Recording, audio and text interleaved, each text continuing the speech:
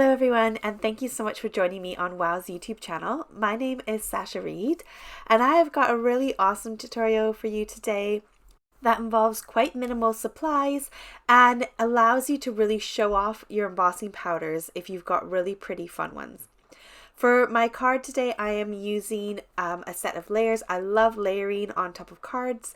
So I have got my card base. I've got a layer that is half a centimeter smaller than that.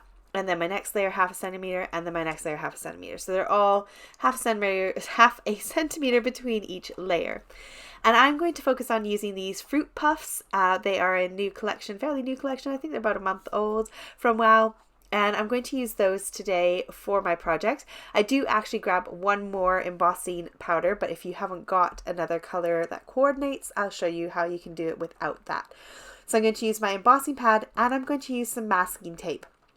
You may have seen this tutorial before where you can do this on regular ink pads. You take your masking tape sticky side down and you just plonk it on top of your ink pad and just kind of give it a gentle little rub so that it picks up some of that ink on the sticky side of the tape. And don't worry, it will not stick to your card base or your card front.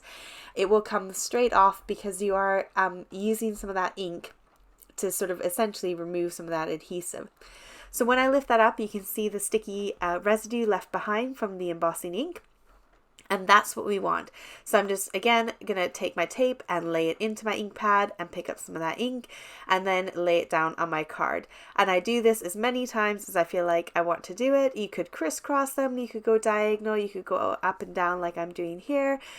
You can do whatever your heart desires and create whatever patterns you want to create.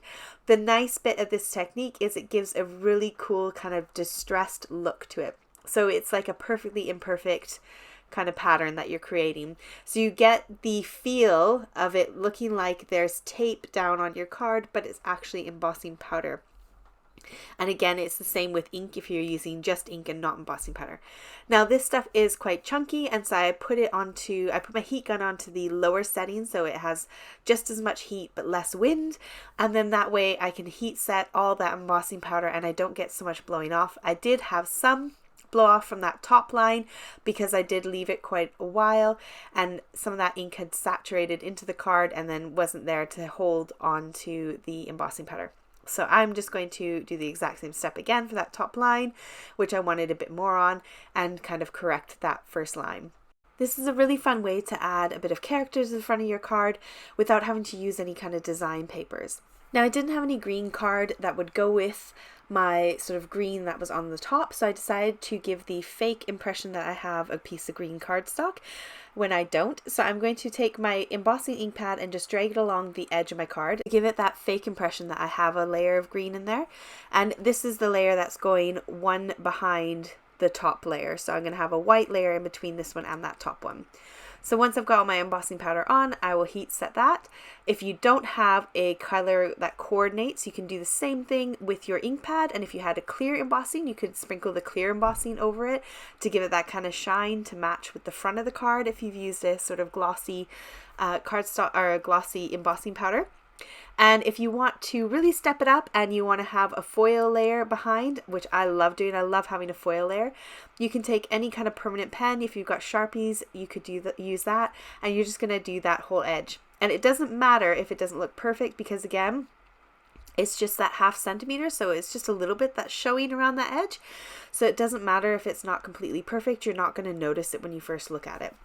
So I'm going to go ahead and glue my layers together. I'm just sharing with you here how they all look. So I've got that green kind of glossy layer from the embossing powder, the green sort of hunter green from Distress Ink, and then this is the silver foil that we colored green. And you can totally see that it's green. If I tilt it just right, you can kind of see that that's green rather than silver, which is quite fun. So now I'm going to assemble the card and just glue all my layers together and get them all lined up on the front of my card. If you wanted to add ribbon or anything like that, then you might want to think about that before you stick all your layers together, but I wanted to keep the front of my card nice and simple and clean. So once those layers are glued together, I can attach it to my card base, which is the half centimeter bigger than that bottom layer. And I decided I wanted to add some foliage to the front because I did another card and I quite liked how it looked. So I thought I would add one of these dies out from this Paper Rose collection.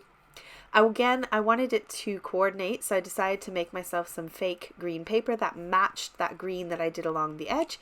So I'm just going to take my ink pad and go direct to cardstock and ink up that card. I didn't need to do a panel this big, but I wasn't sure how many I wanted to do when I was getting going, so I decided to cut 3 out, and I had a lot left over, so I'll just put that to the side and I can use it on another project. This is a great way, again, to create your own colored die cuts that will match your card perfectly. So I took the one that has the kind of cut out bits in it, and I decided to cut out 3 of them, but I only used 2 on the front of the card.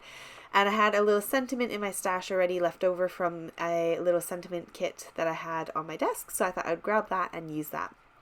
I'll stick some foam on the back of my sentiment, and then I will take my die cuts and stick those to that foam on the back so that they lie flat against my card, but my sentiment is nice and up off the card, and I can see where I'm putting those bits of foliage, so I'm not ending up having to do any guesswork and then line my sentiment up over top of those. Once I've got the position of my foliage worked out, then I can go ahead and stick them onto the foam tape, and I'm just adding a bit of liquid glue where the foliage is so that it sticks down nicely onto the card. To finish it off, I'm adding some clear Nuvo drops. These are clear with a bit of sparkling, so they'll dry nice and see-through.